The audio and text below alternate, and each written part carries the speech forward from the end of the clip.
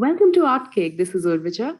And this is Yamini. We love to talk about art. So do join us as we share our insights of this world with you.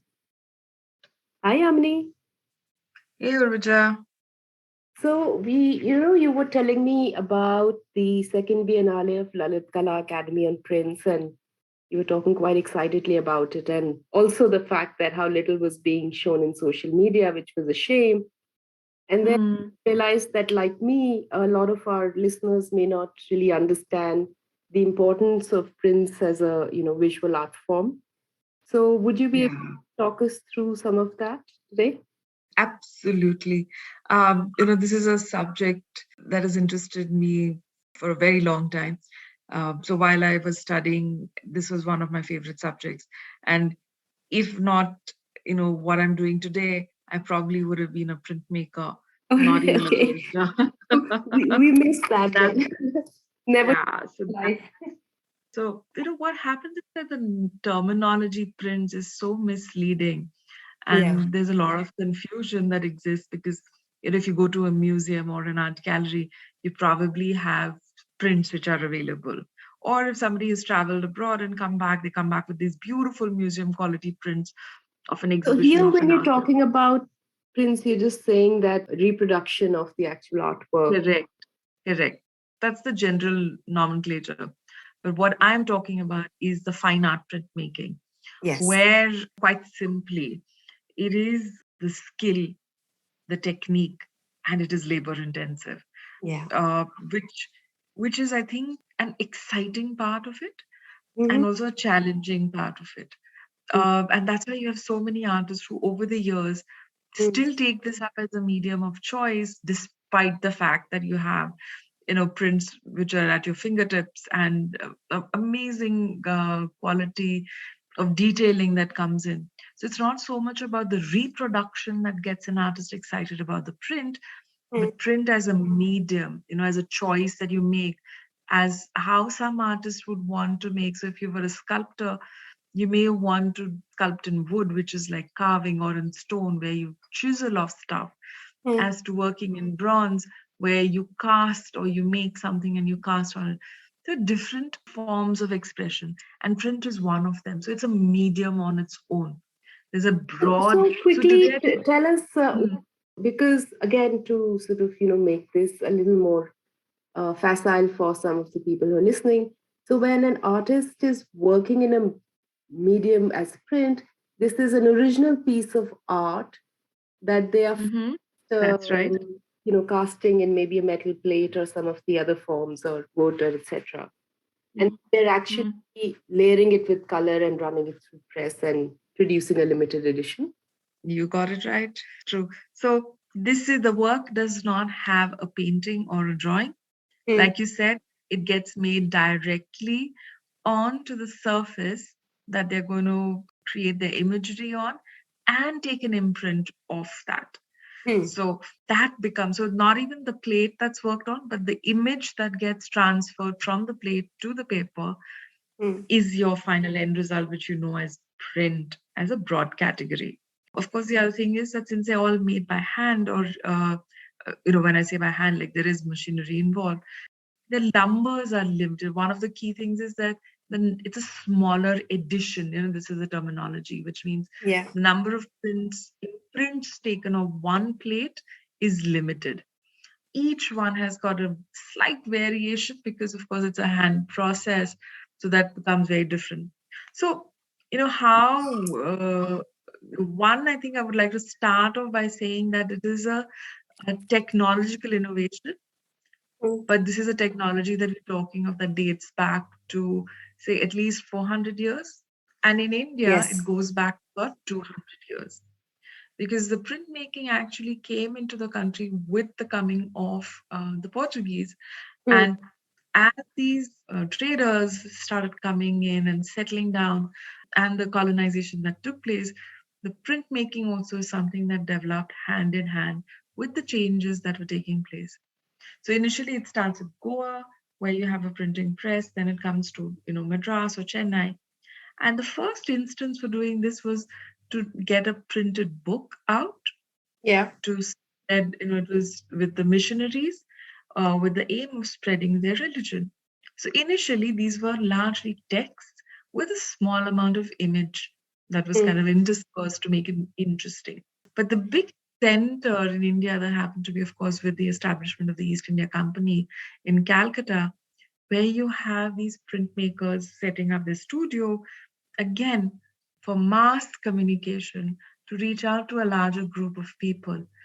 And what began as a propaganda medium on newspapers then gradually filtered down to artists who were working, not even, not even as painters or trained in art schools, but interestingly, it was the jewelers or people who were used to working with the fine tools and understood the concept of making an image on metal who started working and taking up. Of course, I'm giving a very kind of a No, it's speed really dating interesting. I didn't view. know that either, because when we talk about history of prints in India, I mean, we generally think of the Raja Ravi Verma press that made the Oh, book. he comes in much later. He comes in Okay, much later. There's so okay. much that's happening.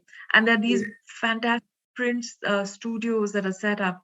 And of mm, course, it catches people's imagination because here is a fascinating way where you can get multiple images.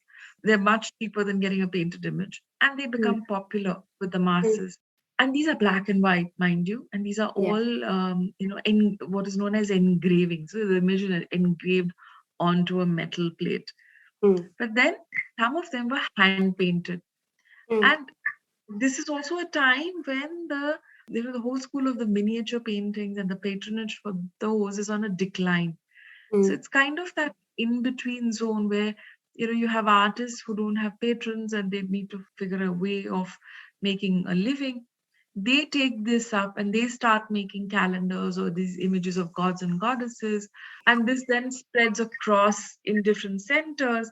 So you have printing press that is in Allahabad, you have something that is in Punjab, in certain places, and different kind of imagery that is in. So these are all small black and white. Some of them are then subsequently hand painted and sold in bazaars. Why is this happening? There are artists also who kind of realize the potential of this, and we there are a lot of these European artistic plates that are being brought into the country by the officers of the company and the Britishers who are coming in. That sets up another interesting trend. And of mm. course, we can't forget the Daniel, the uncle and nephew, Yes. who came into India, made watercolors, and their first intention was, why don't we try doing the print here and then sell them in London because it's expensive to send it there and get it done. Of course, that didn't work out well because lack of equipment, lack of the correct Mm-hmm. paper. But what that did do is the interest in making your artwork into a print. And a lot of artists from Calcutta, BP Banerjee is one of them, who used to actually send his painting, his finished proper oil painting, to Germany to be Mm. made into a oleograph. What is an oleograph? It sounds like a fancy term, but basically it means that they would make a reproduction of your painting in true likeness of colors and make it look like how you would imagine a four color or a regular press image is what they would do. And And the oleograph. reason they were becoming this popular in India and outside, but these were the only images that were being produced of India. They prior to this, there were always the written text, the lore, the mysticism, and the stories about India. Absolutely. But for the Absolutely. first And these time, people were getting to see, especially with the Daniels, a view of uh, what the land was like. views, the Daniels did something different. They did these Mm, beautiful watercolors of the temples and of mm, the mm, country. And people were like amazed and they could see these things and they were consumed. And then they did not only for India, but other places yeah. in the world. And that sparked a different kind of imagination. But the Mm, artists, like I'm talking about, it was their paintings of Radha, Krishna mm, that mm, were sent out. And the thing of with an oleograph, it's a lithograph essentially, a colored lithograph. But what an oleograph does is that they also put a layering of oil, so you actually feel the texture of it. And then they were sent back. So you have printing presses. There's some fascinating names for the printing presses in Calcutta also. mm, And then you have something that comes up obviously in Pune. and in Mumbai, because those were the urban centers, and the Yes. middle class were kind of awakening to this thing that they should have a print in their home. And this is, I'm talking about mid 19th century onwards. So 1970s is when you have a lot of the printing activity that's taking place. Of course, at this point, you also gradually have the art schools that are being established. You have, something that's established in Lahore, Madras, Mumbai, Calcutta, and they have making as a subject. And these students then are the first batch of students who are they're made to do museum copies or replicas of metal and stone sculptures, and they start making lithographs. So Right. again, that's a different kind of a different way of making prints. But then coming to Raja Ravi Varma, the reason he actually started getting into this is he started his press in the year 1894, which is like well into his career of painting, which was for about 20 years. Yeah. And the person who actually kind of pushed him in this direction was the Diwan of Baroda, which is T. Madhav Rao, Sir T. Madhav Rao, basically. And he wrote, there's a letter that he wrote to Raja Ravi Varma and said that there's so many people who are, asking me to put in a letter of recommendation for you to do a commission. He says, I believe that the number of commissions far exceed than what you are able to produce. Why don't you send your works and get them lithographed or oleographed?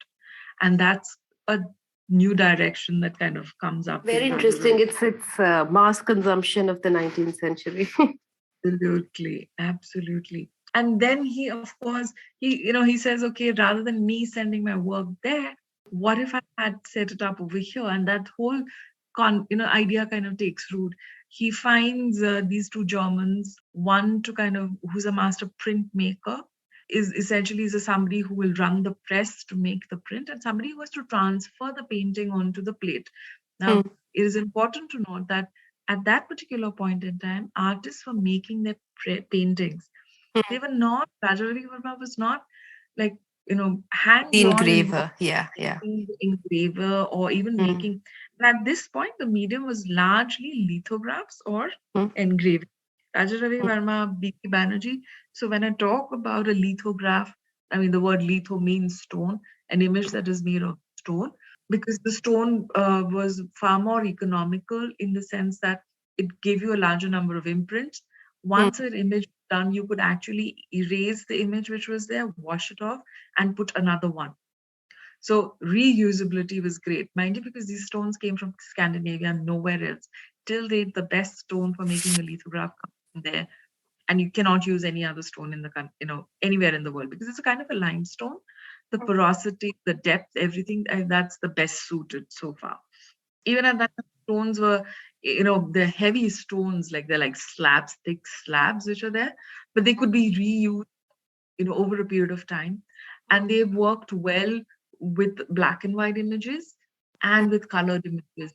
So they're technically, driven. It's not like unless you had a serious amount of training, you can't just randomly take it up and say, oh, I'll make a print.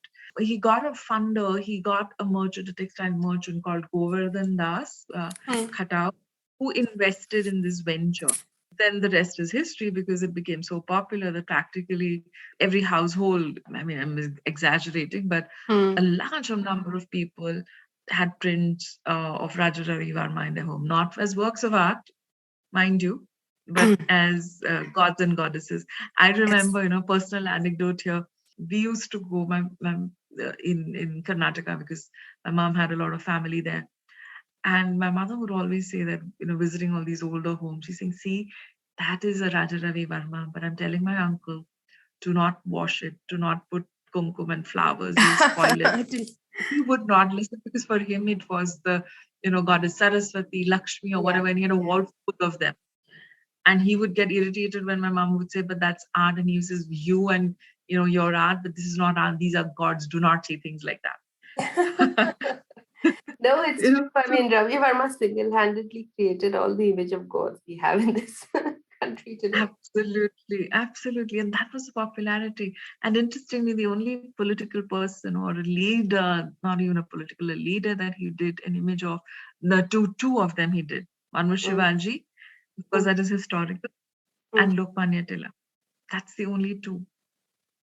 Very interesting. I mean, that's the power of the medium, at least, how it Exactly. came into being in that time. Yeah. And he had his press in Bombay. And of course, there were a lot of images then that came out. A lot of presses started doing similar things. And the images that he did he was very smart about it. He did Mm, not, I mean, of course, Shakuntala was done as an image, but more than anything else, what sticks in our imagination and everywhere is the image of Saraswati, yes. Lakshmi, and of course, Ganesha, Krishna. These are Mm, gods that are very popular.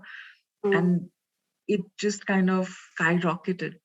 So much so there's another interesting thing, which is that Raja Ravi Verma had to sell this press off because though it was extremely popular, it did not make business sense. And he was not a business person. So he mm, sold the press to the German. And the German man, the mm, printmaker, mm. made a petition to the then government of India in 1903 asking to protect the copyright of the images of an artist Oh, because there were a lot of other people who were using it and selling it as Raja Ravi Verma print, mm, and it was affecting him. Can you imagine in 1903 somebody fighting for the copyright of the artist's image? Of course, nothing happened about it because in mm. 1900 he made yet another petition saying that I want to know what happened to my copyright thing and are you going to give me a copyright for this? So that was the power of the prints. And then these were then translated not only as the large prints that you hung up, but they were used in advertising. They were Yeah. used as matchbox images for Mm. soap bottles. They went all over the place. So Coming coming back to, because you sparked an interesting thought in me when you said that, there were already concerns about copywriting the artist's endeavor for prints. What is your view on the artistic sort of, stamp of what printmaking is right now? Because much as Mm, since then we have, much better printers. We don't really, all the advertising and any kind of commercial printing is being done on desktops and printed thereof. But mm. back to print as an artistic medium. So what is it that the young artists are doing right now, and why is it so interesting still? If you speak to any printmaker, I think one of the things that they really want is for people to acquire them because they feel that this is something that's easily accessible Mm, and it should the value of work should not impact anybody from acquiring these works, the possibility of reaching out to a larger audience. This is what still keeps them interested. And mm, there's so much work that's happening. There's so many mm. younger artists who are taking it up. And also, it's a medium that's not static. There's Yeah. so much, they're experimenting with it. The visual So, language that, so for example, when you say not static, when they produce, say, 20 editions of a work that they have etched in a medium, each lot or each edition that's been printed has a variation to it. So within one expression, you have a variation of, say, 20. no. So that one particular lot will be with the same thing. So the variation happens because of, everything is individually printed. The format, the color scheme, everything will remain same. But they won't change like from then the edition itself will change, no? So Yes. they'll keep to it. I think here also just to kind of answer your question a little bit more in terms of it, Mm, what or why artists are still doing it. I think here the process today is more of a ideology mm, and a thought process that draws them to the print, the democratic nature. So to phrase it correctly, I would say it's the idea that it can be accessible to common people and the price will not be a barrier is something that keeps people interested in that. That's one way of looking at it. mm. And to be more provocative or challenging in what they say through that medium. And the second is, there is no questioning as to why somebody does painting or why somebody does Yeah. watercolors versus why somebody does sculpture. Like, there's no answer Yeah. to that. Yeah. Yeah. You ask me why do you like medium? I really don't know. It just is so fascinating for me. I That understand what you're saying. It's the final image of an artistic print is very different to just a singular piece of art that an artist might have produced. And somewhere, because of Right. its ability to reproduce even in a limited fashion, it makes it a little more interesting. I know what you're saying. It's difficult to point a finger. Yeah.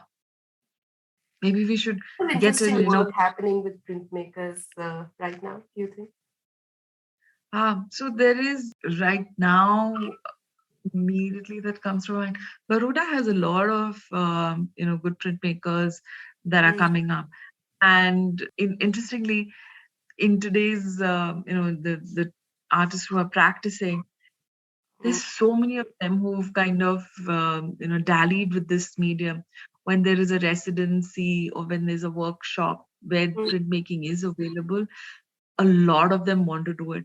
See, that's the other challenge. While it is a democratic medium and the capability of reaching out to a larger audience is greater, the mm, medium itself is intensive in terms of the output that an artist has to have.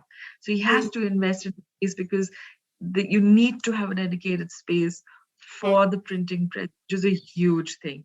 You Yeah. need to have technical equipment, Mm, as opposed to possibly a painter who's starting off could still say, oh, let me manage it within my home, mm, or find a smaller studio. But if you're a printmaker, you need that much space, and it is a high investment to begin with, and that's also why yeah. a few of them kind of shy away or keep away from it. But now there are opportunities for artists to go into Baroda and make prints or experiment with it. And interestingly, the traditional material mediums still exist, like woodcut. There is lithographs, etchings. Those Mm, mediums have not come out, mm. and artists are working within that to create some of the most fascinating prints. Names elude me at this point, but we can put some names down into the link at the podcast. No, thank you. That was a very interesting subject, and I hope a lot of people got a sense of printmaking as an artistic medium. I think what we did was just a brief part of Yes. how it came into India. We should do another one, Urvaj, I think, where we just talk about the different mediums. I think Mm, not one, we might need two, but let's at least do the next one, which we just focus on the various mediums. And we could talk about which artist in India is known for particular forms. For instance, when you say woodcut, you immediately have to think of Harindas, because the mm, way he handled it and mm, how he worked on it was just fascinating. Or Zarina Hashmi at a later date.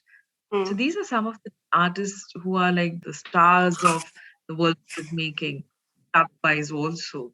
So we should do a talk on just the various forms of print, because a lot of time people just say, oh, they're lithos or etchings for everything that exists there. Mm. And we need to kind of make sure that nuances of the mediums gets cleared. Point taken. I think we shall do that soon. Yes, absolutely. Okay. Thank you. Thanks, Urvija. Till the next time then. Bye. Bye. You were listening to Art Cake, where we share personal views on subjects in the art world. For more such content, please visit our website www.artcake.com. That's ARTKYK. Keep listening.